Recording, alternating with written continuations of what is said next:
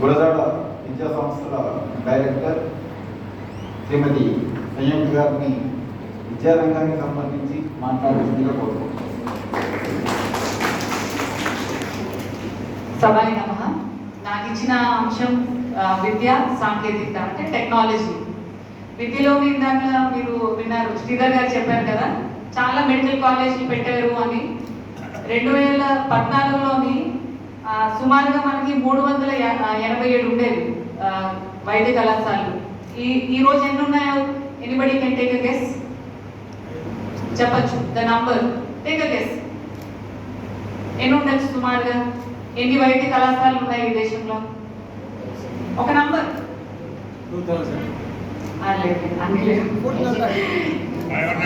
సుమారుగా 780 కళాశాలలు ఉన్నాయి. మెడికల్ సీట్లు 2014లోని 51,000 ఉంటే ఈ రోజు సుమారుగా 130,000 సీట్లు ఉన్నాయి.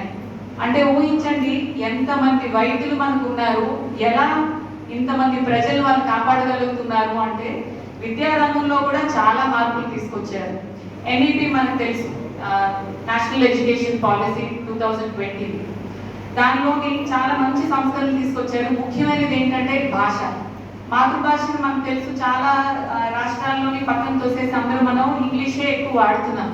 కానీ మాతృభాష యొక్క విశిష్టతని, విలువని, ఎందుకంటే మనకు వచ్చే సంస్కృతి సంప్రదాయం దేని ద్వారా వస్తుంది? తల్లిదండ్రులు దేని ద్వారా చెప్తారు మనకి? భాష ద్వారానే మనకు వస్తుంది. దాని యొక్క విశిష్టతని వాళ్ళు తెలుసుకున్నారు. అందుకనే ప్రైమరీ ఎడ్యుకేషన్ కంప్లీట్గా మాతృభాషలోనే ఉండాలి అనే సంస్కరణలు వాళ్ళు తీసుకొచ్చారు. అలానే ప్రతి జిల్లా కేంద్రంలోని కేంద్రీయ విద్యాలయం మనకుంది కదా, మన కాలేజ్ పక్కన తెలుసు కదా, అలాగే జవహర్ నవోదయ, వెన్నెల వలస, అలానే ప్రతి జిల్లాలో కూడా ఒక కేంద్రీయ విద్యాలయ, ఒక జవహర్ నవోదయ ఉండాలి. ఎవరి కోసం అది? గిరిజన ప్రాంతంలో ఉండే వాళ్ళకి, గ్రామస్తులకి మంచి విద్య అందించాలి అని. కేంద్రీయ విద్యాలయంలో మీకు తెలుసు ప్రతి విద్యార్థికి సుమారుగా 2 నుండి 3 లక్షలు ఖర్చు చేసి అంత మంచి అద్భుతమైన విద్య అందిస్తుంది కేంద్రీయ విద్యాలయంలో కేంద్ర ప్రభుత్వం. అలానే సాంకేతికత ఇందాక అందరూ చెప్పుకున్నారు 2014 నుండి మోడీ గారు ముందర, మోడీ గారు తర్వాత అని. అయితే అది ఒక వ్యక్తి చేసిందా? దాని వెనక ఒక పార్టీ ఉందా? ఒక వ్యక్తి, ఒక పార్టీ? అది భారతీయ జనతా పార్టీ. రెండు ఒకటిగా వాళ్ళు వెళ్ళారు. ఒక టీం వర్క్, ఒక సంఘటిత శక్తిగా వాళ్ళు చేశారు. ప్రతి కార్యక్రమంలో మీరు చూస్తారు, ఆయన నిల్చుంటే ఆయన వెనక దేశమే కనిపిస్తారు. ప్రతి మాటలోని భారతీయ సంస్కృతి సంప్రదాయం ఉట్టికట్టేలాగా ఆయన చేస్తారు. ఇప్పుడు సుశాసనం అంటాం, అంటే ఏంటి? Good governance. ప్రతి రంగంలోని ఇప్పుడు మీరు వింటారు, ప్రతి రంగంలోని వాళ్ళు గుడ్ గవర్నెన్స్ చూపించగలిగారు. దానిలోని టెక్నాలజీని ఎంత బాగా ఇంటర్వెన్షన్ చేశారంటే, ఇందాక ఆధార్ కార్డ్ గురించి చెప్పారు శాస్త్రి గారు. ఆధార్ ప్రతి దాంట్లోని మనం వాడగలుగుతున్నాం. ఇప్పుడు ఉదాహరణకి మనం బ్యాంక్ వెళ్ళాం అనుకోండి, బ్యాంక్లో చెప్తారు ఒక ఆధార్ కార్డ్కి ఎన్ని బ్యాంక్ అకౌంట్స్ మనకు ఉన్నాయి అన్నది. అలానే విద్యార్థులు మీరు యూడెక్స్ అంటారు, మనకి అపార్ ఐడి అని అంటారు, యూనిక్ ఐడి మనకి ఇస్తున్నారు అనమాట. తద్వారా మనకి ఏం తెలుస్తుంది? అది కూడా ఆధార్ లింకే. తద్వారా మనకి ఏం తెలుస్తుంది? మనకి ఎన్ని క్రెడిట్స్ వచ్చాయి, మనం ఎన్ని రోజులు అటెండెన్స్ ఉంది, మనకి సంక్షేమ పథకాలు అంటే మనకి ఏమైనా బెనిఫిట్స్ వచ్చాయి అనుకోండి, స్టేట్ గవర్నమెంట్ బెనిఫిట్స్ అయినా మనకు రావచ్చు కదా, మనకి స్కాలర్షిప్స్ వస్తాయా, అవన్నీ కూడా అందులోనే వాళ్ళు చేయగలుగుతున్నారు. అలాగే మనకి డిజి లాకర్ ఉంది. డిజి లాకర్ మనం ఎలా వాడగలం? మనకున్న ఇంపార్టెంట్ సర్టిఫికేట్స్ అన్ని మనం డిజి లాకర్ లో పెట్టచ్చు. ఉదాహరణకి మన ఇంట్లోని పొరపాటున ఫ్లడ్స్ వచ్చాయనో, లేదా కాలిపోయానో, లేదా ఏదైనా ఊరు వెళ్తున్నప్పుడు సర్టిఫికేట్స్ మనం యూజ్ చేసుకోవచ్చు. వాటిని సేఫ్గా ఉంచేదే డిజి లాకర్, అలాంటిది కూడా పెట్టారు. అలానే డిజిటల్ రెవల్యూషన్, డిజిటల్ ఇండియా పేరు మీద ప్రతి ఒక్క దాంట్లోనే కూడా టెక్నాలజీ ఇంటర్వెన్షన్ మీరు చూడొచ్చు. ఒకప్పుడు చిన్నప్పుడు మేబీ 10 years ago మీరు హైవేలో వెళ్ళున్నప్పుడు ఫాస్ట్ ట్యాగ్ ఇప్పుడు వచ్చేసింది. అప్పట్లో ఏంటి? టోల్ మాన్యువల్గా కలెక్ట్ చేసేవారు. అది ఎంత కష్టంగా ఉండేది. సుమారుగా గంటన్నర కూడా ట్రాఫిక్ జామ్ అయ్యేది. ఈ రోజు టెక్నాలజీ ఇంటర్వెన్షన్ ఎంత బాగుందంటే 5 సెకండ్లో మనం వెళ్ళిపోవచ్చు. ఫాస్ట్ ట్యాగ్ రీఛార్జ్ ఎలా చేస్తారు అందరూ? ఆన్లైన్ కదా. సో డిజిటల్ ఇండియా ద్వారా వాళ్ళు ఒక ప్లాట్ఫామ్నే వాళ్ళు నిర్మాణం చేశారు.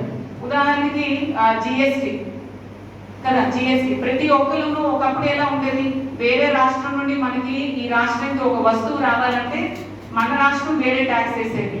ఆ దారి గుండా ఒక ట్రాన్స్పోర్ట్ ఒకటి రావాలి అన్నా కూడా ఇవన్నీ సాంకేతిక ఇబ్బందులు అన్నమాట.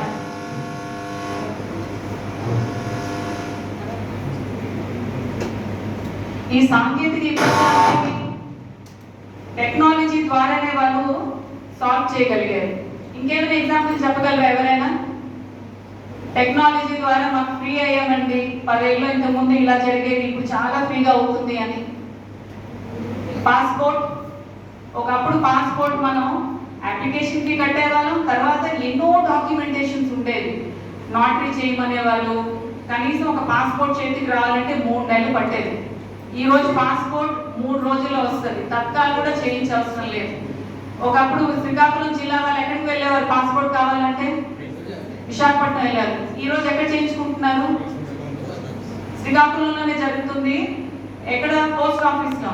పోస్ట్ ఆఫీస్లోనే ఒక చిన్న ఆఫీస్ ఓపెన్ చేశారు, చక్కగా అక్కడే మనకి వచ్చేస్తుంది, 3 రోజుల్లో మనకు వచ్చేస్తుంది. అలానే మనకి ఇందాక రాణి శ్రీధర్ గారు డాక్టర్ గారు చెప్పారు వ్యాక్సిన్స్ మనకి ఇచ్చారని. కోవిడ్ టైంలో కోవిన్ అనే ఒక ప్లాట్ఫామ్ క్రియేట్ చేశారు. తద్వారా ప్రతి ఒక్కరికి దేశంలో 120 కోట్ల మందికి ఉచితంగా వ్యాక్సిన్ ఇవ్వడమే కాదు, ఈరోజు చిన్నపిల్లలకి టీకాలు ఇస్తారు. టీకాలు కూడా వాళ్ళు కోవిడ్ ప్లాట్ఫామ్లో మానిటర్ చేయగలుగుతున్నారు. రేపొద్దున మనకి ఇంకే సంక్షోభం వచ్చినా కూడా we have a platform, Aadhaar linkage దానికి ఉంది. తద్వారా ఎవరెవరికి వ్యాక్సిన్లు అందుతున్నాయి, ఎవరెవరికి సంక్షేమ పథకాలు అందుతున్నాయి, గవర్నమెంట్ ఏమైనా, ఇప్పుడు ఉదాహరణకి అమ్మాయిలు ఇక్కడ చాలా మంది ఉన్నారు, మీ అందరికి ఇప్పుడు తెలుసు కదా, యూట్రస్ క్యాన్సర్ కోసం ఫ్రీ వ్యాక్సిన్ ఇస్తున్నారు 16 years లోపు పిల్లలకి అని కదా. అవి అన్నీ కూడా కోవిడ్ ద్వారా వాళ్ళు మానిటర్ చేయగలుగుతున్నారు. అలానే ఇప్పుడు అందరికీ అనుకుంటున్నారు 2014 నుండి 2026 వరకు ఎలా ఇన్నాళ్ళు ఎలా గుడ్ గవర్నెన్స్ చేయగలుగుతున్నారు అని, అంతేనా? మళ్ళీ మళ్ళీ ఇదే ప్రభుత్వం వస్తుంది, ఎలా వస్తుంది ఇది, ఎందుకు రాగలుగుతుంది ఇదే ప్రభుత్వం? ఇంతకుముందు ఎలా ఉండేది, ప్రతి 5 ఏళ్ళకి ఏదో ఒక ప్రభుత్వం మారాలి అని ఉండేది, కానీ యాంటీ ఇన్కంబెన్సీని వీళ్ళు అధిగమించారు. ఉదాహరణ ఎగ్జాంపుల్ స్టేట్స్ ఏమైనా చెప్పగలరు ఎవరైనా? ఏ స్టేట్స్ లోని యాంటీ ఇన్కంబెన్సీ అంటే తెలుసా? యాంటీ ఇన్కంబెన్సీ ఇయర్ మనకు పార్టీ, ఈ 5 ఏళ్ళు ఒక పార్టీ వచ్చిందంటే నెక్స్ట్ 5 ఏళ్ళు వేరే ఆపోజిషన్ పార్టీ వచ్చేస్తుంది అనమాట. అలా జరగకుండా దేశంలోని ఇప్పుడు 2014 నుండి చాలా రాష్ట్రాల్లోని బీజేపీ పరిపాలన జరుగుతుంది. కొన్ని ఉదాహరణలు ఇవ్వగలరు ఎవరైనా రాష్ట్రాలు? గుజరాత్, మహారాష్ట్ర, ఉత్తరప్రదేశ్, అస్సాం, ఇవన్నీ గుడ్ గవర్నెన్స్ అంటే ప్రజల విశ్వాసాన్ని వాళ్ళు గెలుచుకోగలిగారు. ఎలా అవుతుంది ఇది అంటే కేవలం గుడ్ గవర్నెన్స్. ఇలాంటి ప్లాట్ఫామ్స్ టెక్నాలజీ ద్వారా ప్రజలకు అందాల్సిన సంక్షేమ పథకాలు మధ్యవర్తులు లేకుండా, లీకేజ్ లేకుండా, కరప్షన్ లేకుండా డైరెక్ట్ బెనిఫిట్ ప్రతి సామాన్యుడు కూడా దక్కేలాగా వాళ్ళు చేయగలుగుతున్నారు. ఇలానే మనం ఇప్పుడు 12 సంవత్సరాలు చేసుకుంటున్నాం, నాకు తెలిసి ఇంకో 25 సంవత్సరాలు 75 సంవత్సరాలు కూడా మనం చేసుకుంటాం. ఎందుకంటే దీని ఫౌండేషన్ చాలా గొప్పది, విశిష్టమైన కూడా. కేవలం అధికారం కోసం ఇది పార్టీ కాదు, భారతీయ సంస్కృతి సంప్రదాయాల ఆధారితంగా భారతదేశ పునర్వైభవ నిర్మాణం కోసం భారతీయ జనతా పార్టీ ఈరోజు కష్టపడుతోంది. వికసిత్ భారత్ 2047లో ప్రతి ఒక్కరు మనం అందరూ కృషి చేయాలి, ప్రతి ఒక్కరు భాగస్వామ్యం కావాలి. జై హింద్.